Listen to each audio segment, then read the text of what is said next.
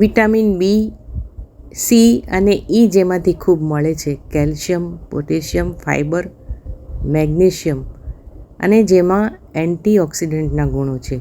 એવા ચીકુના 3 રીતે તમે મિલ્કશેક બનાવી શકો છો. ખૂબ સરસ રીતે થાય છે. મેં સરસ ટીપ પણ આપી છે. શરૂ કરીએ ચીકુ મિલ્કશેક.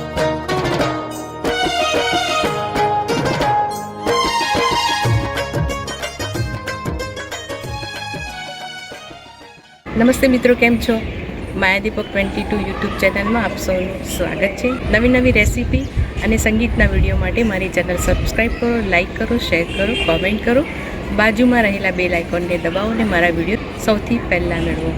તમે મને ફેસબુક અને ઇન્સ્ટાગ્રામ પર પણ ફોલો કરી શકો છો. તો શરૂ કરીએ આજની સરસ મજાની રેસીપી. ચીકુ શેક. સૌથી પહેલાં ચીકુને ધોઈ લેવાના છે. ધોયા પછી એની છાલ ઉતારી લઈએ છીએ. છાલ ઉતાર્યા પછી બિયા પણ કાઢી લઈએ છીએ અને વચ્ચે જે નાનો સફેદ ભાગ આવે છે એને રિમૂવ કરીને ટુકડા કરી લેવાના છે. ચીકુમાં ડાયેટરી ફાઇબર હોય છે. એક ચીકુમાં લગભગ 9 ગ્રામ જેટલું ફાઇબર હોય છે, એટલે ચીકુ છે એ ઉત્તમ રેચક તરીકે પણ કામ કરે છે. પણ શરીરની પ્રકૃતિને માફક ન આવે તો તમારે અમુક વસ્તુ સેવન ન કરવી જોઈએ.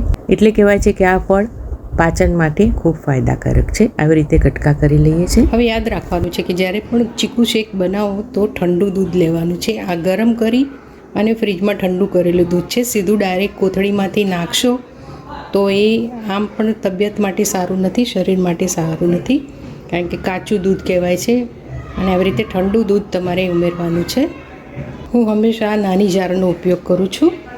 સૌથી પહેલાં થોડીક ખાંડ ઉમેરીએ છીએ. ચીકુનું ગળપણ ચાખી લેવાનું. થોડા ઓછા ગળ્યા હોય તો તમારે વધુ ઉમેરવાની, નહીં તો તમે ના પણ ઉમેરી શકો છો. હવે ચીકુને ઉમેરી દઈએ છીએ. ત્યારબાદ સૌથી પહેલાં થોડુંક જ દૂધ ઉમેરવાનું છે, જેથી સરસ રીતે ક્રશ થઈ જશે.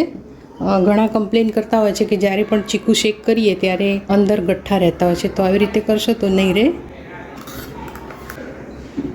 જોઈ શકો છો સરસ રીતે આ થઈ જાય છે. એને પછી દૂધમાં ઉમેરી મિક્સ કરી લઈએ છીએ. પછી આવી રીતે મોટા મિક્સચર જારમાં મેં કરી લીધું છે. તમારો ચીકુ શેક બહુ જ સરસ થશે અને સહેજ પણ ગાંઠા નહીં રહે. ડાયરેક્ટ પણ તમે કરી શકો છો. ગાંઠા ન પડે એટલે હું કાયમ આ રીતે બનાવું છું. બરફ હું બહુ ઓછું ઉમેરું છું, કારણ કે બરફનું પાણી થાય ત્યારે મજા નથી આવતી.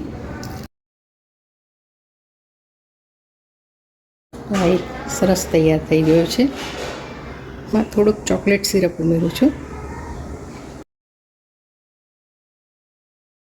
બાળકો ચીકુ ન ખાતા હોય તો ચોકલેટ ઉમેરીને તમે આ રીતે આપી શકો છો. થોડુંક વધેલું એટલે એમાં હું આઈસ્ક્રીમ ઉમેરી દઉં છું, માવા બદામનો.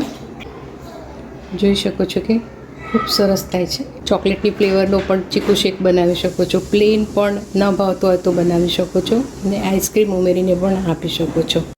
3 જુદી જુદી સ્ટાઇલથી ચીકુ શેક બનાવી અને આવી રીતે ઘરનાને તમે ખુશ રાખી શકો છો. મહેમાન આવે તો જુદી રીતે સર્વિંગ પણ કરી શકો છો.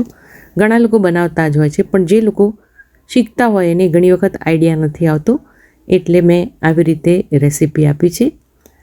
ચોકલેટ સિરપ બધાને ભાવતો હોય છે, આઈસ્ક્રીમ પણ ભાવતો હોય છે, અને એ ન ભાવે તો પ્લેન તો ઓલવેઝ બધાને ભાવતો જ હોય છે. આ વિડીયો ગમ્યો હોય તો મારી channel like, share, subscribe, follow કરજો. કોમેન્ટ કરવાનું ભૂલતા નહીં. Take care. Thank you for watching. Bye bye.